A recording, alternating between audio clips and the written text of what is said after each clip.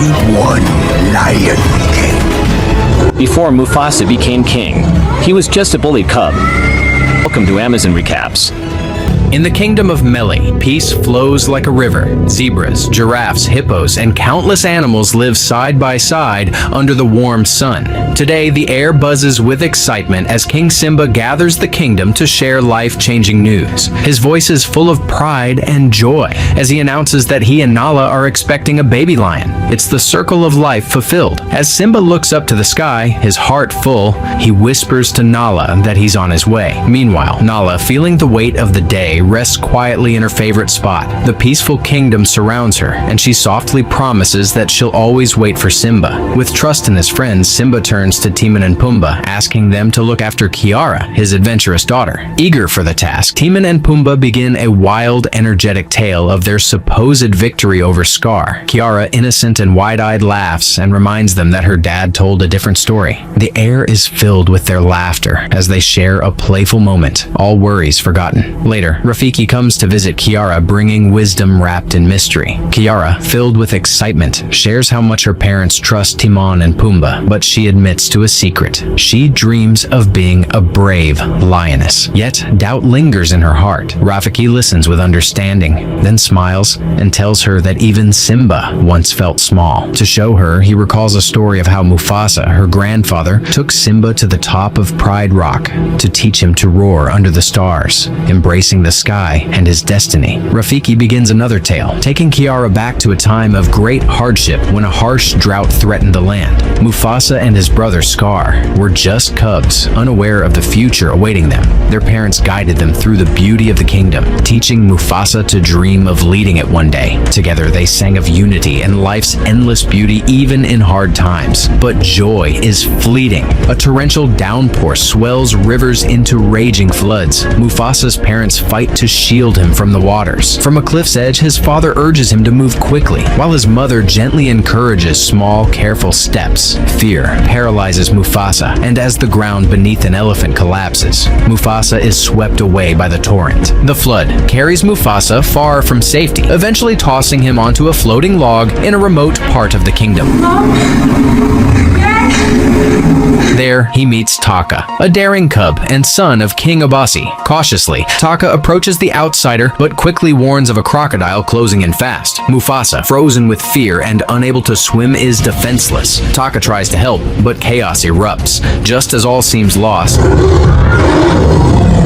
Taka's mother Isi appears, driving the predator away with fearless determination. Relief turns to sternness as Isi scolds Taka for talking to strangers. She insists they leave Mufasa behind, arguing that King Obasi will never accept an outsider. Taka, moved by compassion, refuses to abandon Mufasa, defending the lost cub with sincerity. His words give Isi pause. Gathering courage, Mufasa explains he was separated from his family by the flood. His plea touches Isi, especially when he asks for help finding his way home. Isi tells him that getting lost can sometimes lead to a new path, and that path can become home. Reluctantly, Isi brings Mufasa to her pride. There, he meets the cold and calculating King Obasi, who declares outsiders have no place among them. We do not associate with outsiders. Obasi's disdain grows as he repeats Mufasa's name, treating it as a threat to Taka's role as heir. With malice, Obasi devises a plan to rid himself of Mufasa, a race. He frames it as a test of strength, with Mufasa's fate sealed if he loses. The pride watches in tense silence. Before Obasi can enforce his challenge, Isi steps in. Calm but firm, she counters with her own proposal. If Mufasa wins, he stays with her. She turns to Taka, declaring that if he is to be king one day, he must prove it. This race, she insists, will be his first lesson in earning his place. With reluctance, Obasi agrees to let the race decide Mufasa's fate. As the young lions prepare, the pride watches in silence. Exhausted and hungry, Mufasa struggles to keep up. Running beside him, Taka hesitates before quietly admitting he has always wished for a brother. Before Mufasa can respond, Taka makes a surprising choice. He slows down, letting Mufasa win. Obasi's furious roar cuts through the pride as he berates Taka for losing to a stranger. Though angry, Obasi keeps his word, allowing Mufasa to stay but decreeing that he live apart from Taka. Despite Obasi's disdain, Mufasa and Taka bond deeply, celebrating their newfound brotherhood neighborhood with laughter and song. Over time, the cubs grow mischievous, drawing frequent complaints. While Isi defends Mufasa, Obasi refuses to acknowledge him, coldly declaring Taka as his only son. When Taka expresses a desire to join Mufasa, Obasi forbids it, warning that outsiders can't be trusted. Torn between his father's harsh words and his loyalty to Mufasa, Taka remains conflicted. Under Isi's guidance, Mufasa thrives. She teaches him advanced hunting techniques, and he develops a keen sense of smell. On one hunt, Mufasa detects a herd of antelope far to the south. When Isi asks how he knows, he explains the faint scent reminds him of home. Isi gently reveals it is the scent of his mother, a sign she is still with him.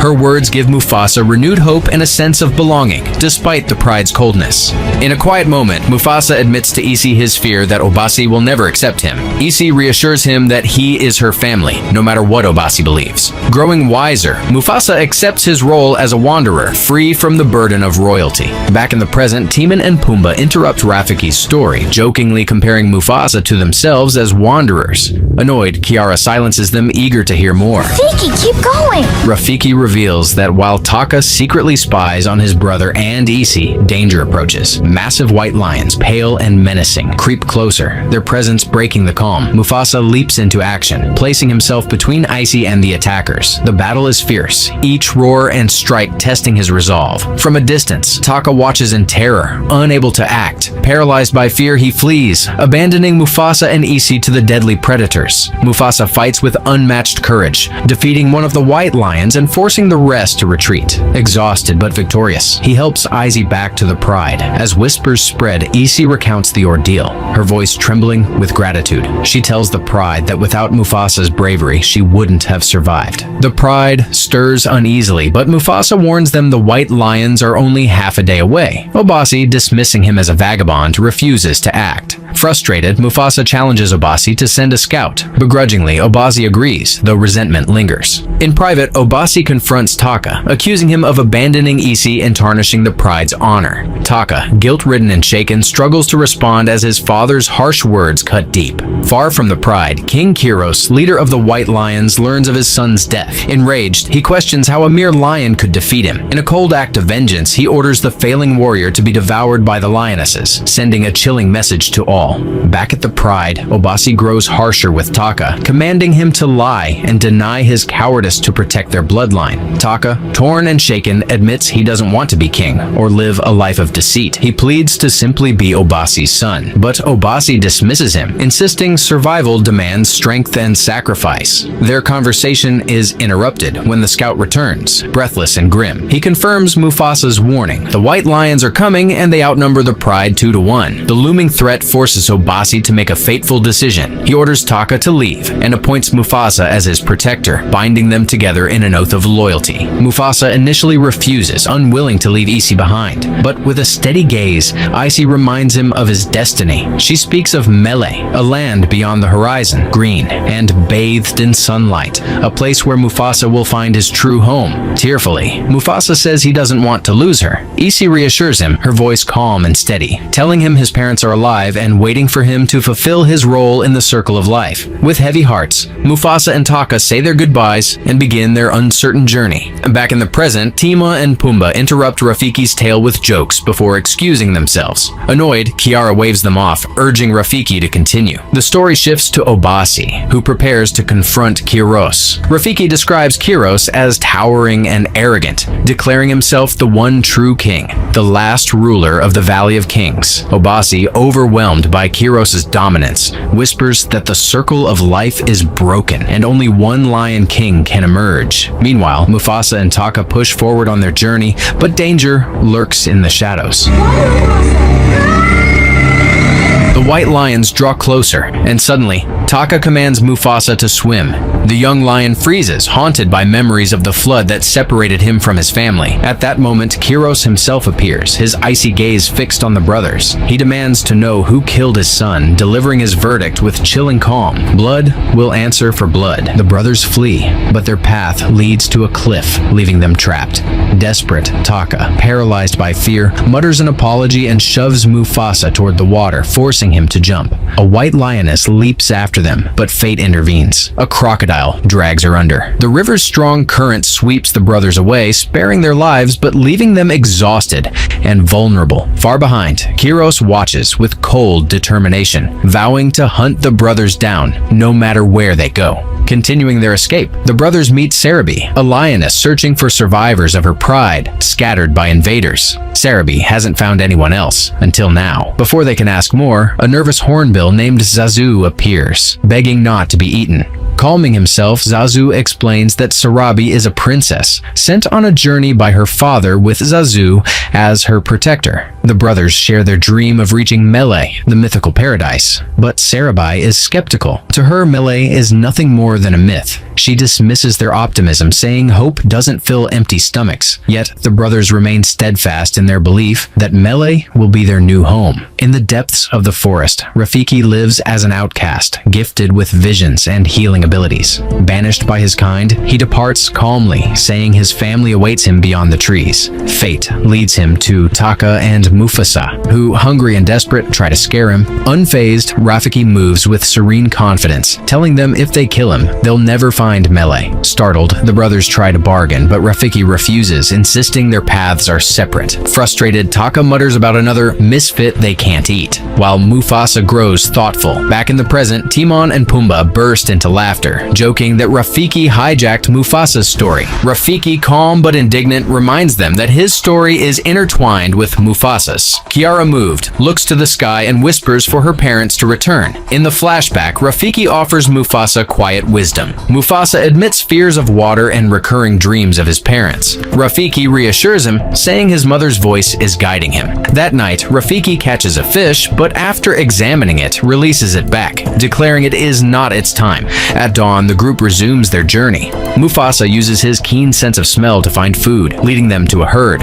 Renewed with hope, they press on, singing of the mythical Mele, where they dream of building a home. As the group crosses a valley, Rafiki warns they are being watched. Kiros's lionesses report back to their leader, noting the group now includes a lioness and a baboon. Kiros relentlessly pursues them. Meanwhile, Taka, infatuated with Sarabi, asks Mufasa for advice. Mufasa suggests calm words and mentioning flowers, but Taka nervously blurts, "You smell like a duck." To his surprise, the conversation flows until the white lions appear on the cliffs above, their stares locking onto the group. Taka dismisses the threat until the group realizes the lions can leap across the valley. Acting quickly, Mufasa rallies nearby elephants, but Sarabi climbs a tree and pushes beehives onto the elephants, agitating them. The chaos drives the white lions into retreat. Though safe for now, the group knows the danger isn't over. Rafiki observes, remarking that even the smallest creatures play a role in the circle of life. Sarabi's bold plan comes at a cost. She loses her balance and falls. Mufasa rushes to save her, while Taka, frozen by fear, hides. Once calm returns, Rafiki tends to her injuries, and she wakes confused. When she asks who saved her, Mufasa credits Taka, who silently thanks his brother. That night, Mufasa dreams of his mother, her warmth connecting him to his lost home. Sarabi also appears in his dreams, stirring feelings he hadn't expected. The next morning, Mufasa devises a plan to evade the white lions. Zazu volunteers to scout ahead, confirming they've lost their pursuers. For the first time in days, the group finally rests. Later, Sarabi approaches Mufasa, revealing she knows the truth. It was he who saved her. She praises his courage and tells him he is destined to be a great king. Though Mufasa deflects her words, her sincerity touches him, and together they sing of bravery and kindness. From the shadows, Taka listens as the group celebrates. Consumed by jealousy and rage, he stumbles into King Kiros. Fueled by resentment, Taka betrays Mufasa, telling Kiros that Mufasa killed his son and offering to lead him to both Mufasa and the paradise of Mele. With this, Taka seals a dark alliance with the White Lions. The next day, Taka rejoins the group, hiding his treachery. Along the journey, he leaves subtle marks to guide Kairos and his pride.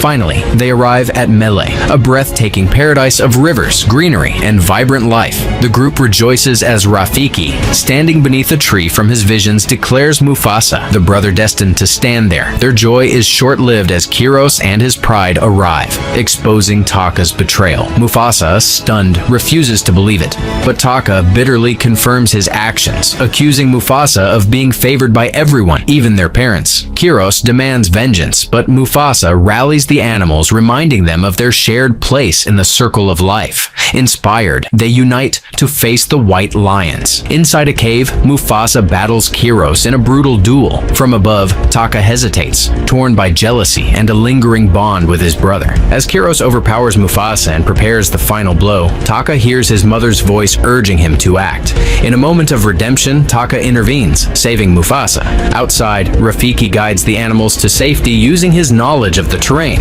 Inside the cave, a sudden flood submerges everything. Underwater, Mufasa delivers a final strike on Kiros as a falling rock crushes the White Lion King, ending his reign. As the waters recede, sunlight streams into the cave, illuminating Mufasa, wounded but victorious. Rafiki proclaims that Mufasa has taken his rightful place in the circle of life. Struggling to leave the cave, Mufasa leans on Taka, who helps him briefly before retreating into the shadows as Sarabi arrives. Feeling overshadowed once more, Taka vanishes without a word. Outside, Mufasa and Sarabi emerge to a crowd of animals celebrating. Mufasa is proclaimed the Lion King of Melee. In an emotional twist, his mother appears alive, and they reunite with joy. She brings bittersweet news. His father has passed away. Later, Taka returns, overcome with regret, begging for forgiveness. Though others demand his exile, Mufasa refuses. Instead, he declares, "From now on, I will never speak your name. You will be called Scar." Silent and seething, Scar walks away, his eyes burning with hatred as he watches Mufasa ascend Pride Rock and roar, marking the start of his reign. Back in the present, Kiara, standing in the rain,